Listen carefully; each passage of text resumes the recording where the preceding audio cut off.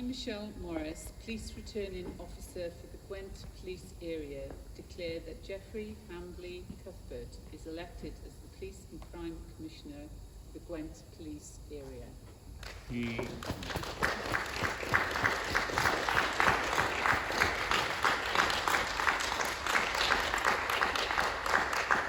Mae fi, Michelle Morris, swyddog canlyniadau'r ardal Heddlu Gwent, yn datgan bod Jeffrey Hamley Cuthbert wedi ei ethol fel Comisiynydd yr Heddlu a throseddu dros ardal Heddlu Gwent.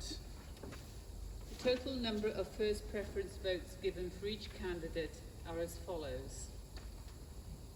Mae cyfanswm y bleidleisiau dewis cyntaf a roddwyd ar gyfer pob ymgeisydd fel y ganlyn.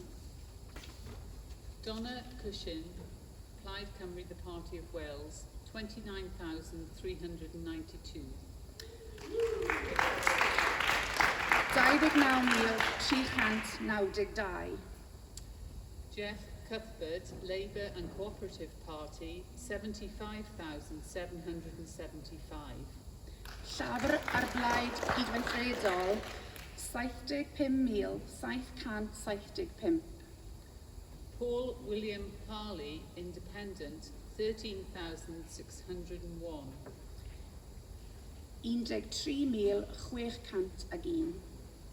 Hannah Elizabeth Jarvis, Welsh Conservative Party candidate, 52,313.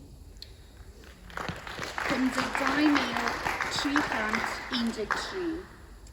Clayton Francis Jones, GLAD, the Welsh Independence Party, 2,615. Gwlad Plaid Annibyniaeth Cymru, 2,615. John Edmonds Miller, Welsh Liberal Democrats, put Recovery First, 7,640.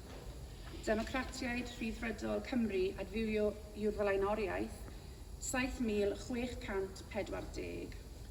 The total number of second preference votes for each candidate is as follows. Mae cyfansiwm y pleidleisiau ailddewis ar gyfer pob ymgeisydd fel y ganlyn. Jeff Cuthbert, Labour and Cooperative Party, 16,841. Parti Lafur ar blaid gydweithredol, 16,841. Hannah Elizabeth Jarvis, Welsh Conservative Party candidate, 8,223.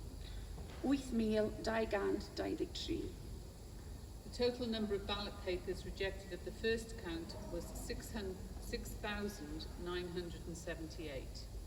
Cyfanswm nifer y paparau pleidleisio a wrthodwyd yn y cyfrif gyntaf oedd 6,978.